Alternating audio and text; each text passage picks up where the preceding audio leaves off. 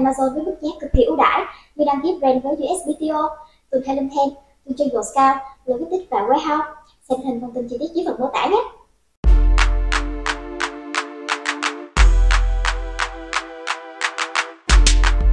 Guess what, guys? It's episode 400 of the podcast, and you know what that means. Another Maldives honeymoon episode. Today, we're not only going to talk about launching, but also some next-level mindset hacks that any entrepreneur can use to get ahead. How cool is that? Pretty cool, I think.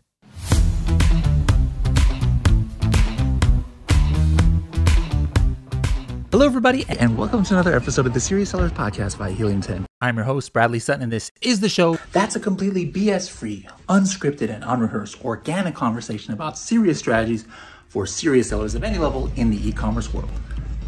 I'm coming at you from under the water, at least. I think this is the first ever podcast maybe recorded in an underwater room. I'm in the Muraka room here at the Conrad Maldives for episode 400. Wanted to do something really big and special for this episode. As you guys know, every 50 episodes, I try and film from the Maldives and call it the Maldives honeymoon launch episodes. But you know, over time, what we call Maldives has kind of gotten bigger and just expanded the meaning. Again, this is not something that comes from Amazon. This is just something I made up as a word to describe like something super cool, like a big time effect. You know, in the past, we talked about honeymoon launches and the honeymoon period on Amazon, and how this got started was years ago. I discovered accidentally certain things were happening that put like the honeymoon period on steroids, right? And so I was like, okay, what should I call this? You know, it's not just the regular honeymoon period. So I was like, let me call this the Maldives honeymoon. And that's how it got started.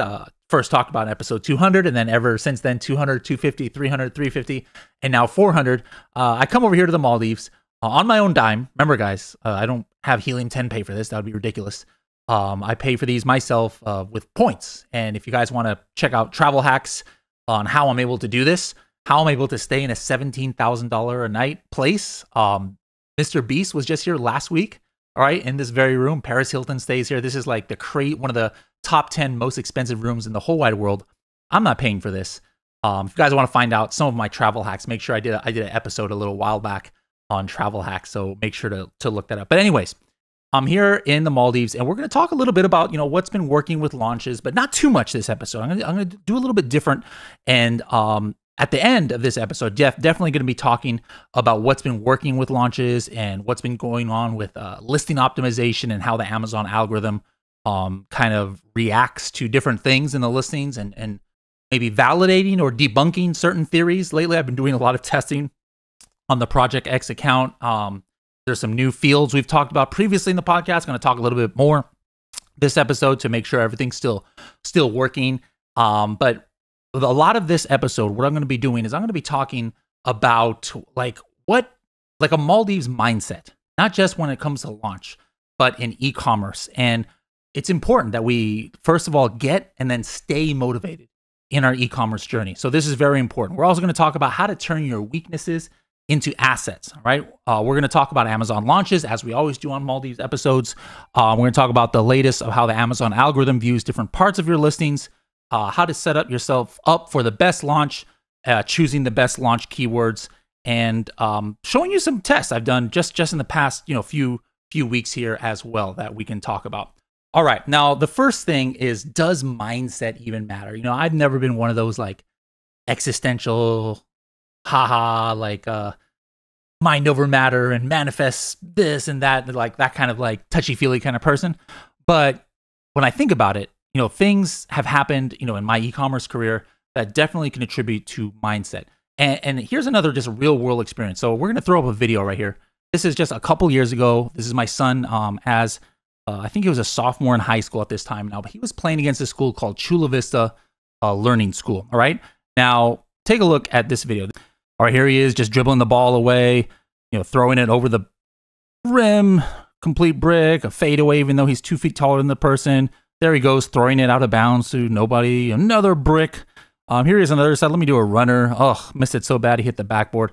He ended that game, guys, with 2 points, 4 rebounds, and his team lost 47-18. All right, pretty ridiculous. Let's fast forward 1 year. He played against the same exact team. All right, so this is the same exact team, Chula Vista. Now he's a junior in high school, all right? And here he goes. There he goes, number 32, dribbling all the way around, goes to his offhand, over the shoulder, nothing but net. Little spin move with the right, up and under, boom, hits it. Little post shot right there. He says, I'm going to take you inside. I'll take you outside. 3, bang. Let's do it on a curl route. Another 3, splash. Going down the other court. Oh, got you once, got you twice. Little up and under. Here's an N1. All right. Now this game, guys, against the same exact team, he had 32 points, 9 rebounds, and his team won 49-27. All right. So that begs the question: what changed? What was different? He didn't get bigger. He didn't get stronger. He actually stopped growing the same time as me when he was a sophomore. But here's the thing that was different. He developed a love for basketball between his junior and senior years. He was just kind of going through the motions, as it were, before, like pretty much because I made my kids do sports, because nowadays PE is kind of ridiculous and kids just are not athletic at all and don't have any sense of teamwork or anything. So I'm like, all right, you guys are going to play a one varsity sport. And so it was basketball. So he didn't really love it. He didn't have a favorite team or anything. But then over that summer, he became like a fan of basketball on his own. He started watching the Clippers, and then he would now all of a sudden, be completely curious as to how they're doing, watching the newspaper every day, watching all their games, recording it, like obsessed with basketball. He developed a love for the game. We had a basketball court at my house. All of a sudden, without me telling him, he's playing out there every day. He totally had a good attitude about getting some personal training, but he just developed a love for the game. He wanted to be better, right? It was a mindset shift. His skills by itself, like he didn't all of a sudden have any more natural skills in just that 1 year, but all due to the way his mindset was, he was able to, go into becoming a scrub player to a 30-point player at the high school level. Now, since then he even got better on his senior year. Now he's graduated, but still the point is that mindset matters. So the question is, how do we apply this to e-commerce? Can this be applied to e-commerce? So again, as I said, I never was one of those touchy-feely persons, but once I got older, I realized that I could definitely attribute a lot of successes that I had to the way I set myself up as far as my mind goes. And so I want to make sure that you guys have that same experience too. Now, in addition to my son's experience, we're going to be talking today about my own experiences from when I worked in the food industry, when I was a nationally ranked sumo wrestler, even though I never had done even any sports in high school. When I, despite not even knowing how to dance, got over 30 million views on YouTube, traveled the world doing master classes as a Zumba fitness instructor, again, without even knowing really how to dance. And then my Amazon and, of course, Helium 10 career that came out of nowhere. My son beat the odds that were stacked against him. And I, time and again, despite not being, hashtag blessed with innate special abilities, was able to crush the odds and achieve ridiculous things in life and in business. All right. So step number 1, guys, is develop a passion and love for the game. All right. Let me show you some screenshots here from Facebook from years ago. All right. I talked about, before how my son had developed a love for the game of basketball and it transformed how he approached the sport, right? Now, when I first started getting interested in Amazon, I just obsessed over it. I made myself love every aspect of it, especially things having to do with launch. I laser focused my studies on launching. You can see my first post there from 2017 when I was talking about having launched 25 products in 3 weeks. I even gave a shout out to Helium 10 there. That was almost a year before I worked for the company. I was a passionate user of the software. The middle screenshot, summer of 2018, you could see me in the Helium 10 members group now going off on people who are spreading misinformation. Now, I wasn't trying to get clients. I wasn't one of those people that you hate and seen in the Facebook groups. Guys, never once did I get a client from Facebook post, like you see some people do, all right? I was just passionate about things and I couldn't hold it in. Now, do you see who had the first like on that post right there that you see there? Yep, Manny Coates, the founder of Helium 10. Now, shortly thereafter, you see a copy of a DM, a private message that Manny sent me there on Facebook. Now, I had DM'd Manny before because I was a fanboy, on the original AM/PM podcasting of Helium 10. And to be honest, he ghosted me. All right. He kept seeing my posts, but he kept seeing my posts, and then he went to find me. He went to find me. All right. He apologized for not replying to me early. And then he said that they were looking for a product ambassador. And a few weeks later, I was working for Helium 10. So there's a situation again in e-commerce now where I just had this mindset where I loved the game. All right. I loved everything about it. And my actions kind of like reflected that. And what happened because of that, I was kind of discovered by the founder of Helium 10. And, the rest is history as far as that goes. Now, this picture, well, when you guys see this, those of you watching on YouTube, this is the Project X coffin shelf and egg tray. Now think about it. Do you think I was passionate about coffin shelves and egg trays when I first started doing this project, when we discovered those products? Of course not. Who can be passionate about that kind of stuff, right? But guess what, guys?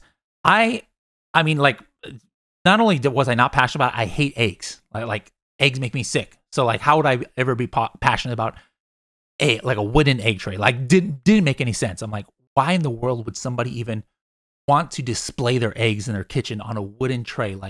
How facetious is that? What? Or not facetious. How pretentious is that, for you to want to do that? I didn't get it. But guess what, guys? I became passionate about these things and I studied everything there was about them. Who would buy a shelf shaped like a coffin? What are they interested in? Who would buy a tray for eggs and wanting to display it in their kitchen? What other things would they buy? What are their passions? What are they interested in? I made myself a student of that game. So it's super important to get passionate about what you are selling on Amazon or wherever you're selling. Now, the second part of the Maldives mindset is make sure to use your pre-existing assets. All right, pre-existing assets. What do we mean by that? Well, going back to my history, I was doing public speaking in front of crowds since I was 4 years old. I barely turned 4 years old. I had never done a podcast or a webinar before, but I used that speaking ability experience to do that from in Helium 10 from day one. There you see in the original Helium 10 office, probably doing one of the first ever Serious Sellers podcast. My son, he was 6'2" in high school, which is, fairly tall for his age, as you see there in the picture. So he used that, as his advantage. All of us have advantages, whether we know it or not. And it's important that we double down on it. So what are you good at when it comes to e-commerce? I guarantee you're good at something. Are you good at numbers? Are you good at marketing? Do you have existing assets like a warehouse that maybe other people don't have? For example, me, I had a warehouse behind my house from another business I used to run. So when I started selling on Amazon, I was able to do fulfilled by merchant in addition to fulfilled by Amazon. And that gave me a little leg up in my competition. Little things here, guys. I guarantee you guys have assets going for you. You guys have advantages over the competition that you personally have. Make sure you identify those and double down on it. Make sure that you're using it. Number 3, we're going to take a little time on this. It's about turning your weaknesses into strengths. All right. This is huge for me. Right. I probably have more weaknesses than the average person, but the thing is, I never let them hinder me. Not only that, I actually turned them into some positives. For example, in Zumba fitness, like I told you, I was never a dancer. I was not a great dancer. I was decent. But then I thought, when I saw the master Zumba instructors doing classes, it was cool and all, right? But I never felt that I could become that. When I watched it, it was just kind of for the spectacle. I never got that feeling oh, this could be me one day, right? So then I realized, wait a minute, people could relate to me more than these professional Zumba dancing instructors because I was just an average Joe, a ex-sumo wrestler. Speaking of sumo, my body type was a disadvantage in sumo. I was tall, skinny back in the old days. But then I realized, hey, you know what? This is a weakness. I have longer arms though, than most people, who are short and stocky, right? So I can use this as an advantage to keep my opponents away from me or to grab their belt, which is important in sumo. Another thing. So there's the weaknesses so far. So number 1, I wasn't a professional dancer. I was able to flip that into advantage in Zumba. Number 2, I didn't have a typical sumo body. I was able to flip that and discover something that actually could become an asset. Number 3, I don't have great organizational and prep skills, not my thing. Now that might sound like a problem for being a podcaster, right? But no, I turned it to my advantage by making the motto. What is my motto over here on the podcast? unscripted, unrehearsed, organic conversation. This is not meant to be some professional sounding thing. I put the focus of the episodes on the guest. And, sometimes I stutter or whatever. It doesn't matter.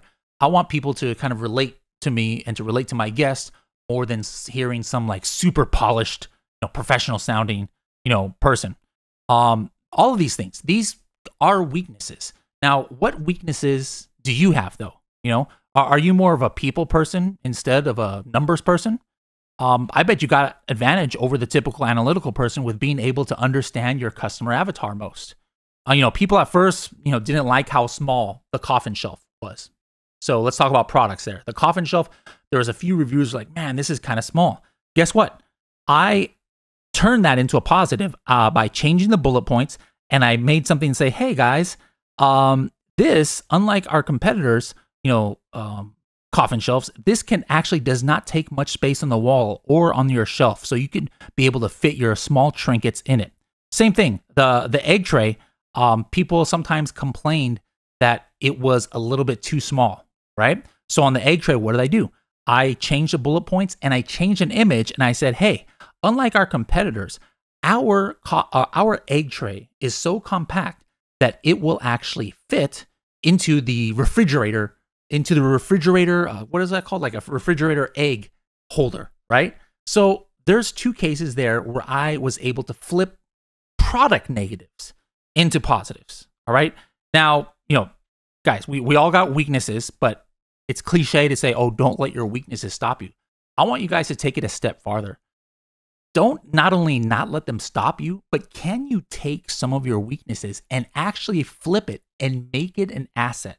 That's something that I would say 98% of people in the e-commerce space don't even think about.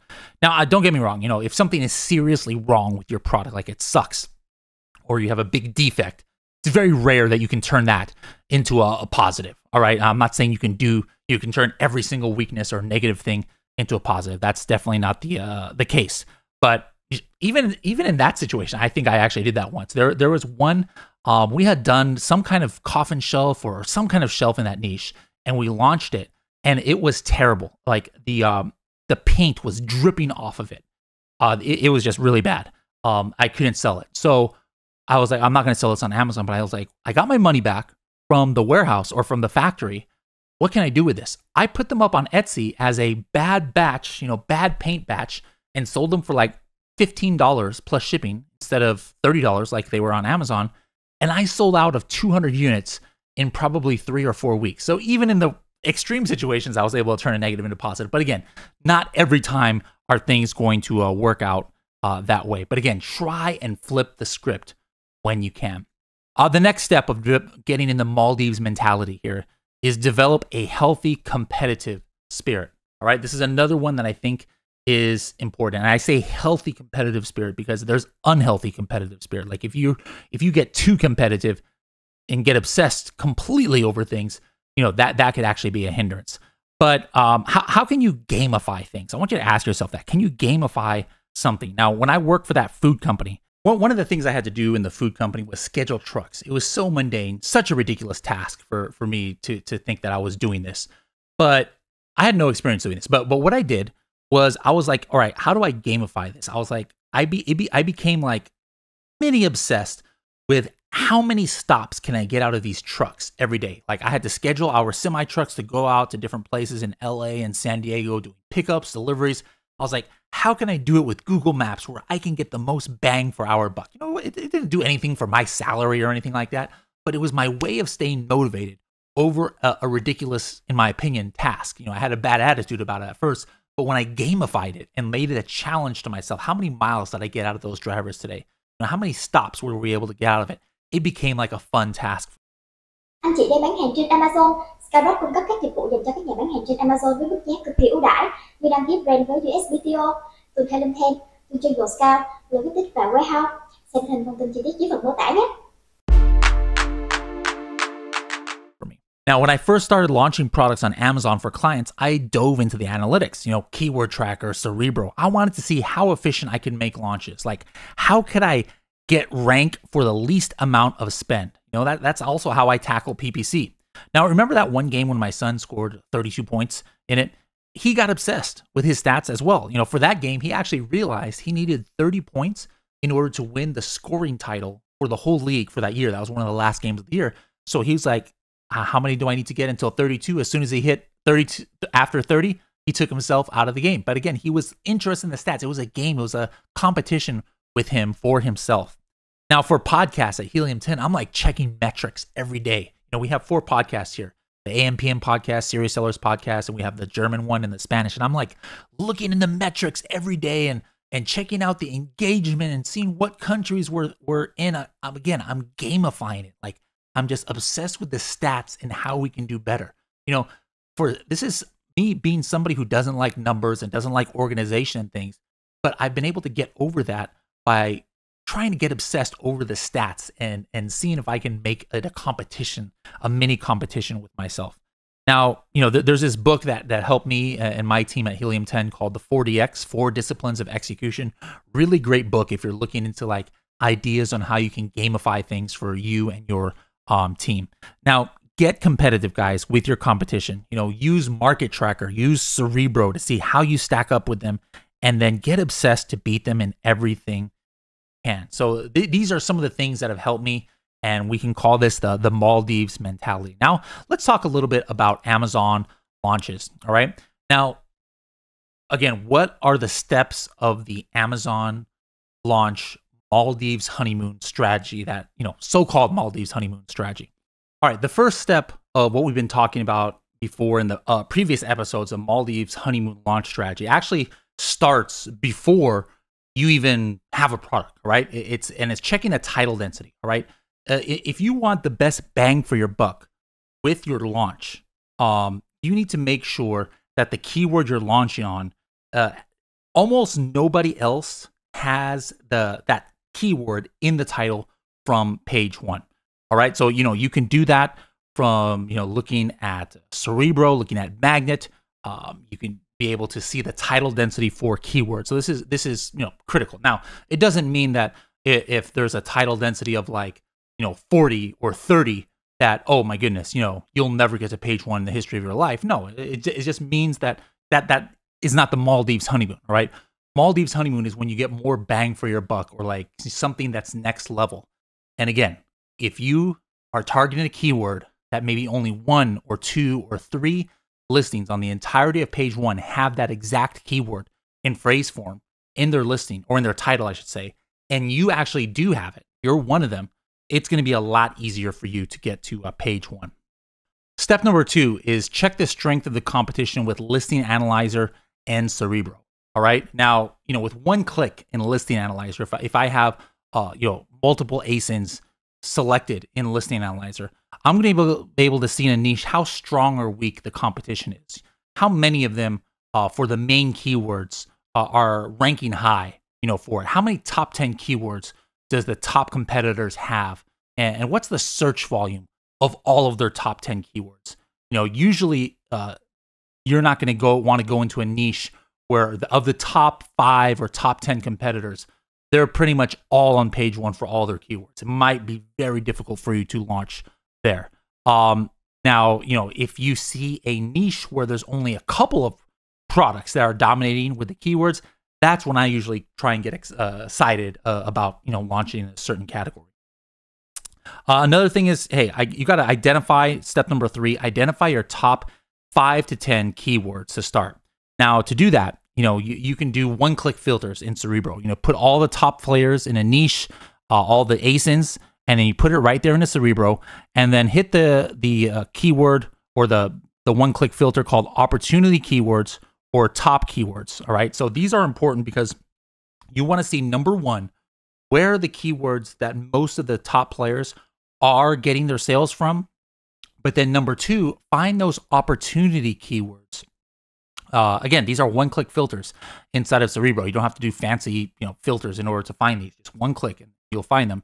But the opportunity keywords are key sometimes because these are keywords where maybe only 1 or 2 competitors are crushing it, but your other 7 or 8 main competitors, they're not.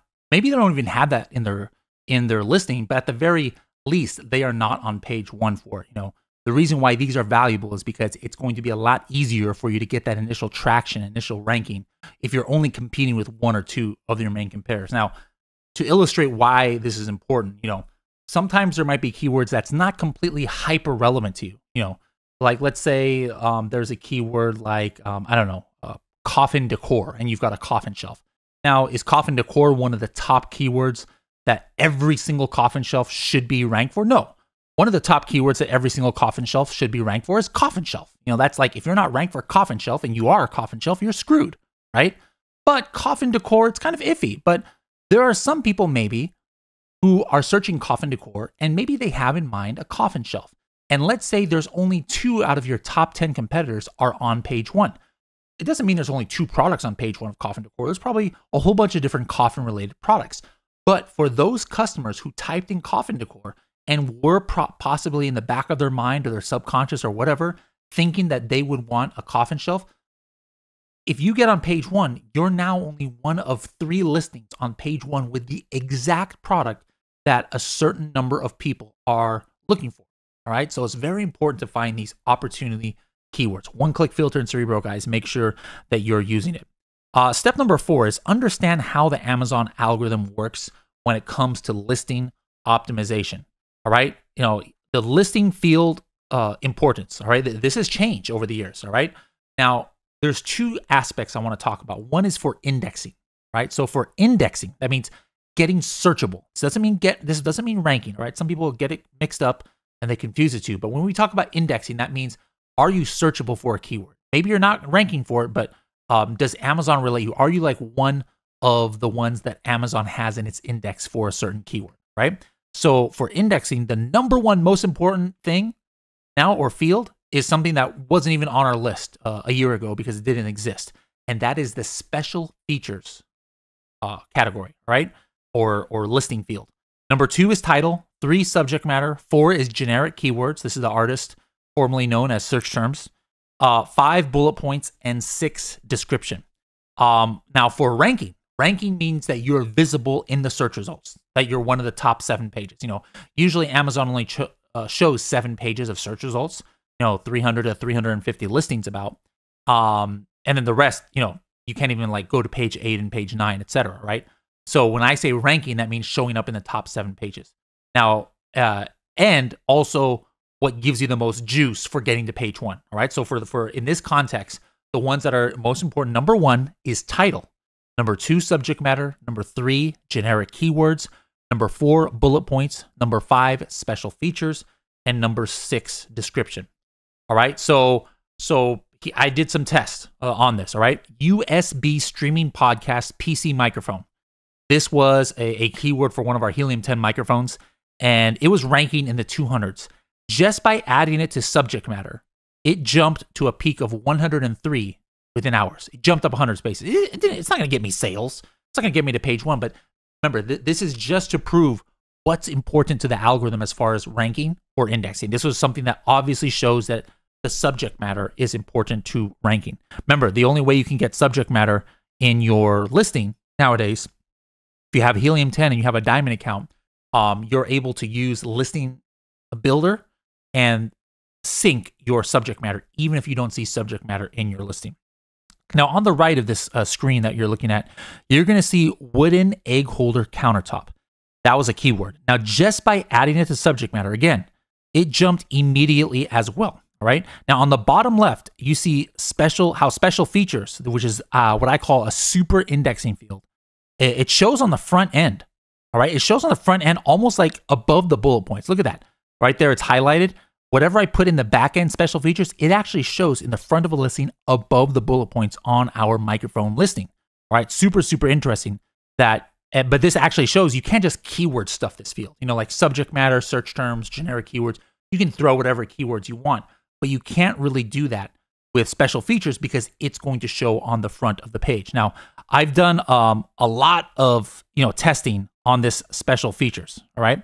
Now, this one just kind of came out of nowhere for me. All of us usually have trouble ranking for a keyword that we have in a listing, right?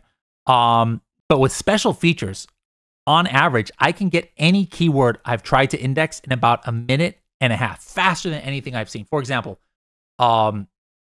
you might have a keyword that you actually have in your bullet points, or you have in your description, or you have in your generic keywords. But when you use Index Checker, for whatever reason, Amazon doesn't index you for it. You're not indexed, even though it's in your listing. Those keywords that I've had like that, I put it in special features. Boom, 90 seconds later, I am indexing 100% of the time.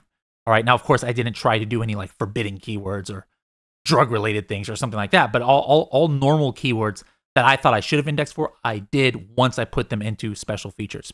Now, a couple other things that are important with listing optimizations to make sure you've got your target keywords in phrase form. And yes, you should duplicate it in the back end. I've tested that many times before, where even though it's in the front end as far as bullet points or something, once I put it into the back end in generic keywords, or if I put it into subject matter, I will get a little bump by putting it there. Now, you shouldn't put it 2 times in one field. Like don't put it twice in search terms or twice in subject matter. But if it's in the front end, you want a little bump, make sure that Amazon knows you're relevant, then yes, it does still work to make sure that keyword is in the back end.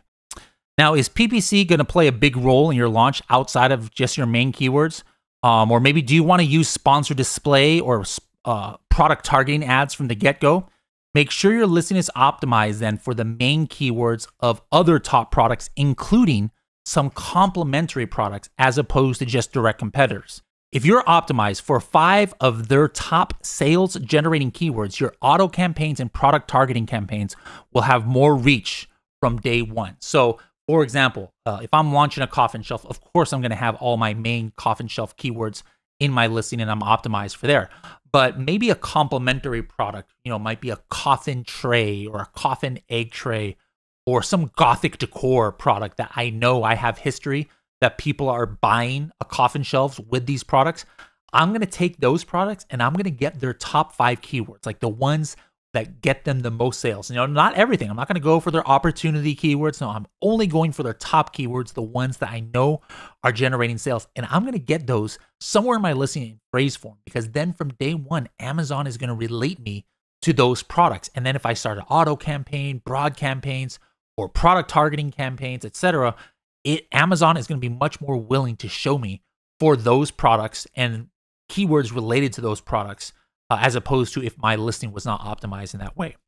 Lastly, guys, don't forget to try and set up your canonical URL with your most important keywords, or 2. You can do that by putting 5 keywords followed by a dash. But if that doesn't work, you can open a case of Seller Central to get it updated. All right. Number 5 in the Maldives honeymoon launch strategy, make sure to set up defensive ads or placements. A lot of people set up defensive product targeting ads where they target their own products, especially if they have multiple products in a brand. Totally fine to do. But one other thing, I had this idea recently, and it was validated by Antonio, who was on the podcast a couple months ago, is if you set up virtual bundles, this takes up huge real estate on the page. It also pushes all those product targeting ads way below. It pushes even the frequently bought together all the way down. You can see, for those of you watching on YouTube, this collagen peptides listing, the product targeting, they only filled out 2 of them, but you don't even see, without scrolling anymore, the product targeting ads because of the virtual bundles that they have. And you can see the frequently bought together got pushed down below. Now, remember, when you do virtual bundles, this is completely free. All right. It's, if somebody clicks on it and actually buys it, you are not getting charged PPC. All right. You're not getting charged extra commissions in addition to what the regular commission is. No. So this is in effect better than even product targeting defensive ads, because it pushes everything else down. And if somebody actually makes a purchase to it or clicks on it to view your other products, you are not getting charged. So make sure, guys, if you have multiple products in a brand, set up virtual bundles for all of the products, like 1-to-1. All of the products in the brand. It's going to take up a lot of real estate currently. Maybe Amazon will change this in the future, but right now, something to take advantage of. Step number 6 in the Maldives honeymoon launch strategy is don't start your listing early. Set the launch date in the future. I don't even make my listing until I have my products on hand and it's on the way to Amazon. That's just because I have my own warehouse, so I can do that. But if you don't do that, make sure to set the launch date in the future, so that so that you can preserve that honeymoon period. Next one, get sales from day one.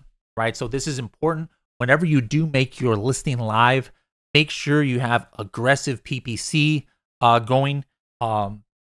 Try and get sales from day one, right? If you're only doing FBA, that means keeping your listing closed until it's distributed. More are on hand, and available. Now you can do that in Seller Central, but if you have Helium 10, just go to your inventory heat maps, and you'll see as soon as once you send your inventory to Amazon, day by day, you're going to see how it distributes among the FC warehouses. And when you're confident you have enough distribution, nationally, then that's when you'd want to go ahead and turn your listing on to make sure that everybody has like the same experience. Like, for example, if you just send your inventory in, like let's say you're in Southern California and you send your inventory to a Southern California DC, well, it'll probably be available like the next day, right? But somebody in New York, when they go to your listing, they're going to see like a crazy delivery day, probably like 2 weeks from now, because Amazon still hasn't put it to the warehouses on the East Coast. So you don't want to make your listing live until all your inventory is kind of distributed somewhat, nationally. All right, last, step, guys, launch with Amazon and Google PPC. All right, I've talked about how I launched, in episodes 350 and 301, where, it's not doing search, find, buy, but I make sure that on my 5 to 10 most important keywords, I'm doing a super high bid. I'm checking it to make sure that I'm the first or second or third listing that comes up on that page. And then I set my product at a price that people cannot like afford to overlook, right? So that's super important to set it at a price that even though you have no reviews or only have a couple of reviews, that people are like, you know what, I'm going to take a chance on this product because it's a ridiculous deal. To do that, you have to put a sales price as opposed to like making your price less, or you could use a really extensive coupon, and then just be monitoring your sales day by day, looking at the CPR number in Helium 10. If the CPR number for a keyword is 80 over 8 days, I want to try and I'm monitoring my PPC daily, seeing if I can get 8 or 10 orders a day for that, in PPC for that keyword. And then if I can do that over 8 days, I know then that I'm going to have a really good chance of getting on page 1 for that keyword. Some other tests I've been doing lately that are a little bit about launch and a little bit just about, what's working. So there have been some theories going around that people say, this Amazon death spiral that happens sometimes to older products where you can't seem to get to the top of page 1. It's because your titles are over 150 characters. Or maybe you need to move the keyword more to the beginning of the title instead of your brand. So what I did was in the coffin shelf, I actually changed the title to under 150 characters, and I took away Manny's Mysterious Oddities at the beginning. I moved it to the left a little bit, or to the right, and then coffin shelf is now the first word that comes up. And so as you can see, there might have been a slight, I don't know, it's kind of debatable, but we were ranking between 10 and 20 for it. And then for like 3 days, 2 or 3 days, it's like Amazon was like, hey, what happened here? When I put coffin shelf in the title or into the beginning of the title, and then we were like between 5 and 10. But after that, it went like just 2 days later, it went back to normal.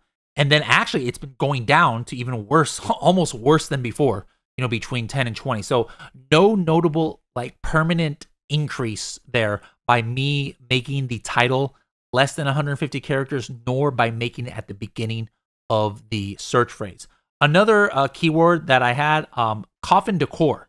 It was not in the title, all right? So coffin decor was not in the title, and then I added it to the title, and yeah, it actually helped increase my ranking a little bit. Before I was not even ranking sometimes, and I was kind of around the 100 mark, but by adding it to the title, now I was consistently between like 50 and 75, and sometimes I even had peaks of being on page 1 for this keyword. So again, sometimes adding to your title, if you didn't have it in the title, does help you. Another keyword was goth shelf, and I added that one to the title as well. On October 3rd, I did, and so I have some history here. I was ranking, kind of like on 39, 40, 33 before, and then once I added it to the title, it put me into the top 25, and there's kind of some Amazon search shuffle happening. It's going back and forth a lot. But for the most part, I can see my ranking has increased since I added it to the title on that day. Now, there was a keyword grunge room decor. I was not really ranking for it. I added it to the subject matter, and it actually did not help my ranking. All right, so grunge room decor. If you try and put something that is probably not relevant, so grunge room decor is not exactly coffin shelf material. Just by putting it into one of your, these special, indexing fields like subject matter, it's not going to immediately get you ranking for it, without some more activity happening. I didn't do any search find by or PPC sales for this keyword. So don't think that you can get ranked for semi non-relevant keywords just because you stick it in subject matter or search terms. That's what happened there. Another keyword, coffin mirror. I added it to the subject matter at the beginning of October, and I actually was not ranking at all for it. I was indexed for it, but was not ranking at all. For a few days, I was ranking top 100, and then it kind of fell off. So one thing that, yes, you can, if there is a more relevant keyword, coffin mirror might be more relevant to coffin shelf than grunge room decor.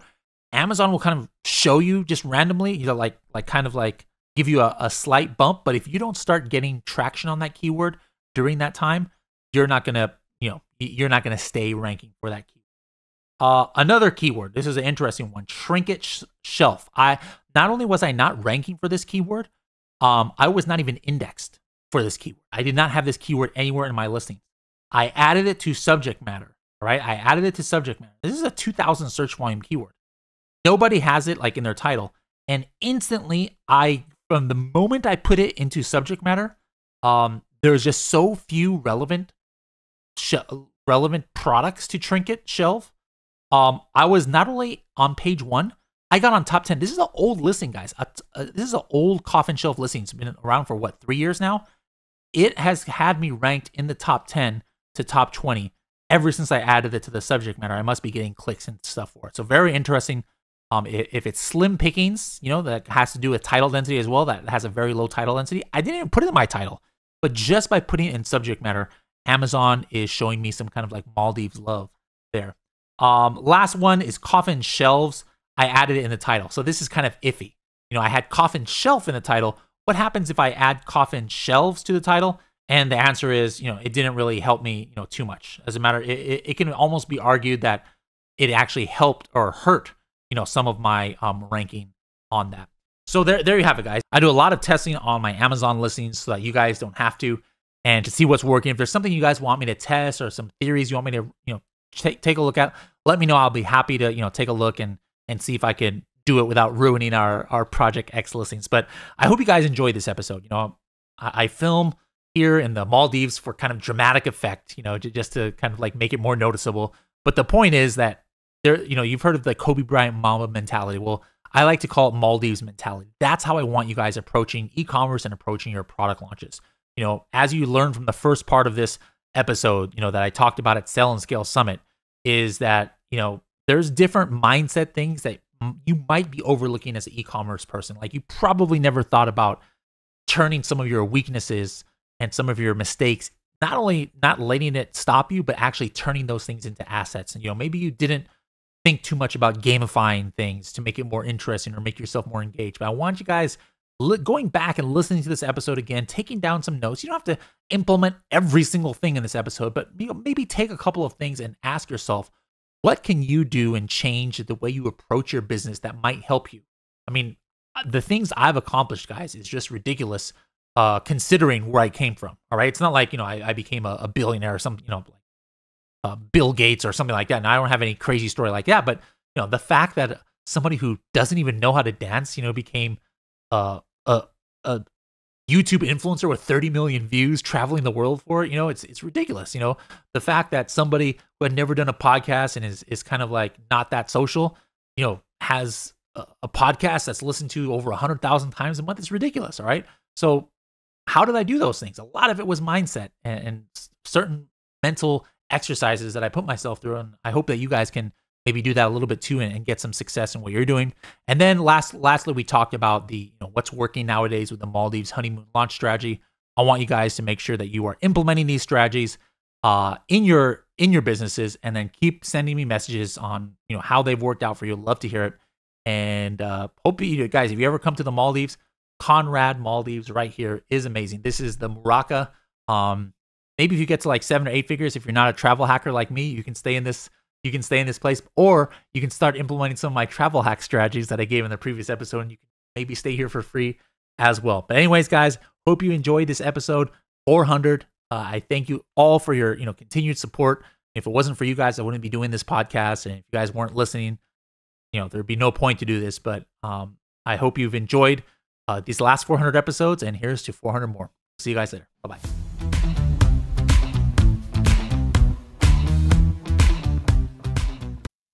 Anh chị đang bán hàng trên Amazon. Skybox cung cấp các dịch vụ dành cho các nhà bán hàng trên Amazon với mức giá cực kỳ ưu đãi như đăng ký brand với USBTO, từ Thailand, từ chuyên Scout, logistics và warehouse.